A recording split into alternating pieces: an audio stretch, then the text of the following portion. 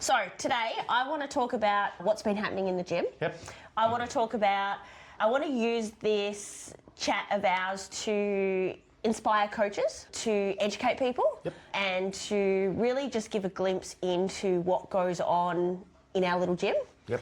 So I'm Jade. Scott. And we both own 67 Strength and Conditioning.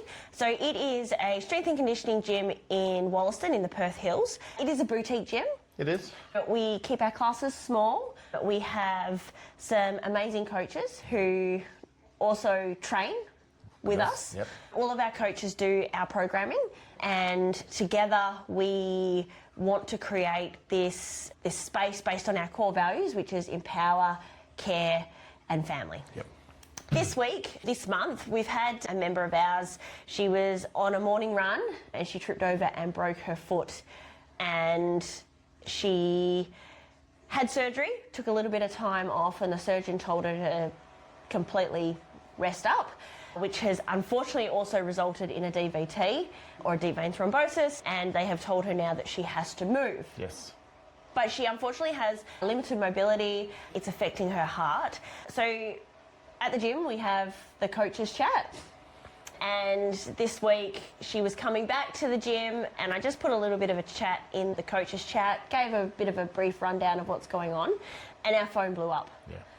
It was, for me as an owner and a passionate coach, it was just so rewarding to see our coaches just come up with so many different options. Yes.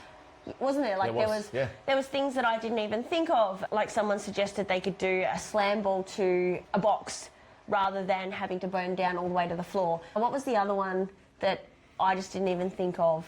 So we were doing the rower with a skateboard. Rower with a skateboard, yep. We could do pistol squats holding onto the rings so that she had somewhere to sit down on. Yep. There was just so many great options, and what it was for me is it was a really great testament to just how much our coaches care. Yep.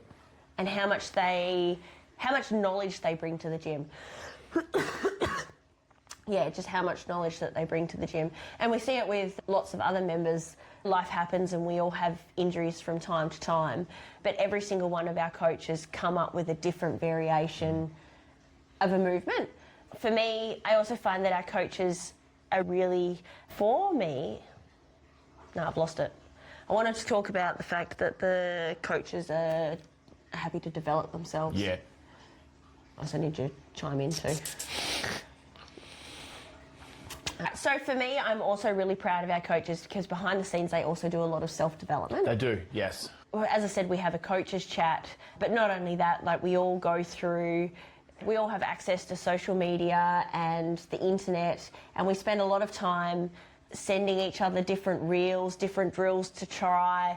Different warm-up techniques. Yeah, different warm-up games. Yep. Different things to develop ourselves as coaches, so that not everything's always the same. I personally, when you're first learning to do a pull-up and someone puts you on a ring row all the time, it is so boring. It's monotonous. It's on repeat. It's the same thing. Yeah. Every day. So we were talking the other day about one of our members, and I remember when she first started, it was you who set her up. You set her up on a box with her toes on a box. Yeah. And she would hold that same movement pattern of a pull-up and then slowly lower herself down. Yeah. Now she's doing jumping pull-ups. Yep, that's right. So there's always a progression and there's always something a bit more exciting to do, and every coach comes up with a different option. But I love that our coaches are so focused on their own development as well. Yeah. To come up with different options and to share it and to try it. Yeah. Try things and then report back to the group and say, this works, this doesn't work. One of the other things we wanted to talk about was our Olympic lifting cues. Yeah. So that's been a big, massive game changer for us as coaches, and then obviously bringing that through to all our members. Do you want to talk us through some of the things that we've been doing in our own training, which we've brought through to the gym? So some of the things we've been doing is activating more of the quadricep muscles. Obviously the quads at the front of your legs instead of using more of the hamstrings. So in doing that, obviously activating the knee, using more of the glute, which puts more pressure into the quads.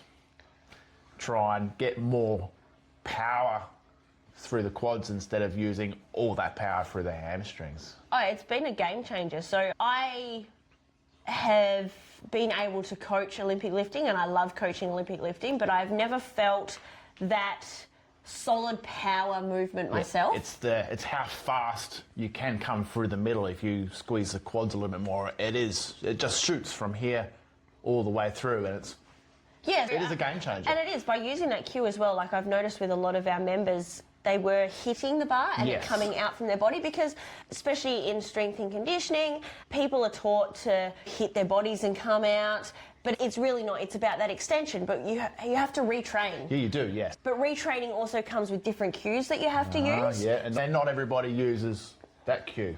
Someone might want that cue. Yeah, every person responds to a cue different, but this has been a cue that has been really game-changing across the entire gym. Like everyone that I've seen is now able to beautifully, that bar fully extends, grazes up their body and shoots up towards the ceiling rather than hitting out away from their bodies. Yeah. We did an Olympic lifting class a few weeks ago and I was having to stand in front of members to stop them from hitting out, but by giving them this cue, this has almost completely stopped it. It's been a game changer. I can't wait to see what the next 6 months of working on this movement will actually help with members. And to be honest, we're not changing anything. No, we're not. It just gave them a little simple cue of turning another muscle on. That's all we've done. Yeah. And there's no right or wrong way. Different type of Olympic lifting teach different techniques, whether it's loading up the hamstrings or loading up the quads. But in terms of the everyday athlete who uses this movement over and over again, that quad's amazing. Yeah. So another thing we've been doing in the gym a lot at the moment is push press, push jerk, heel elevated goblet squats, which with narrow feet, which they've all been focusing on that quad activation. And new strength cycle, which goes for the next 8 weeks. It actually goes for 12 weeks. So the way our strength cycles work is that we do a test week, then we do 8 weeks of our strength cycle, then we have a deload week, and then we have a test week. So 13 weeks our 12 weeks. 12 weeks. 12 weeks our cycles go for. I can't count. I'm a personal trainer. I can't count. So we've just started. This is week 1 and we've really stripped members back at the moment. We are really working on that form. Yes. We find that a lot of our members are getting so strong. In fact, I was coaching the other night and I came home and I said to you, our members, so we've only owned the gym for two and a bit years, 2.5 years. And when we started, this strength and conditioning was very new to them. This was our style and they had already started to implement it, but we just ran with it. So we took it on and we ran with it because that's our preferred style of training. But I was really just impressed with how strong and determined our members have become. We've got some seriously strong members, from members that couldn't do a push-up on their knees to now being able to do push-ups on their toes. The amount of PBs that come through every week on movements that we've been doing weekly.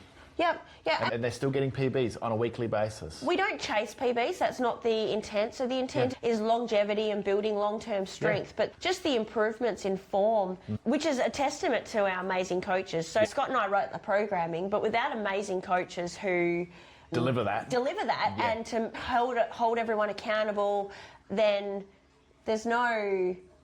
we can't take full credit for it because it's our coaches that are delivering the program.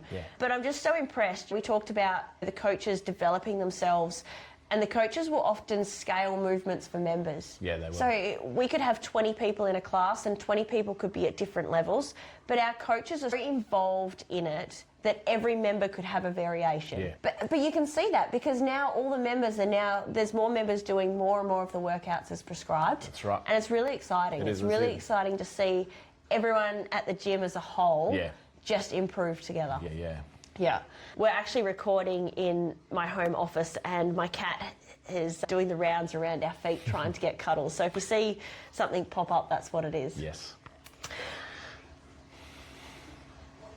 So for us, just being able to watch coaches effectively scale for members. So this is a really important one for people coming new to the gym. So if you've ever wanted to join a gym but you're just terrified, just know that majority of the gyms, and this is how it should be for everyone, but especially in our gym, our coaches will modify just for you.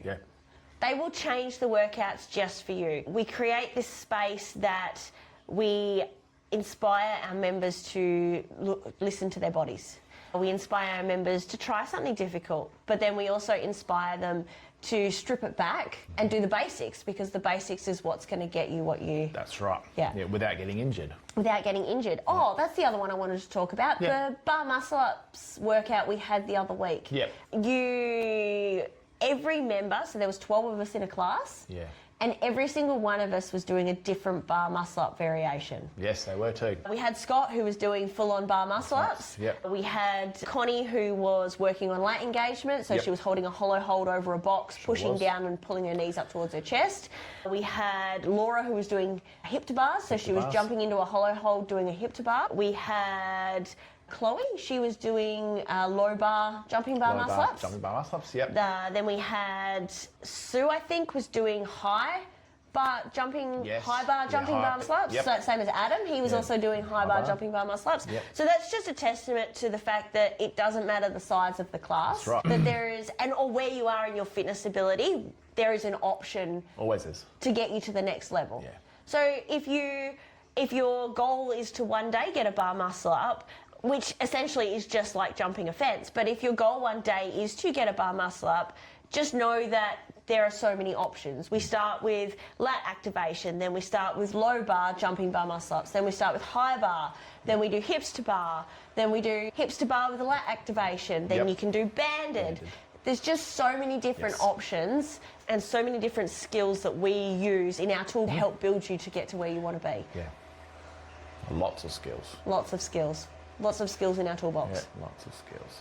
All right, Scott, thank you very much. No, thank you, Jade. We'll chat soon. Sure will.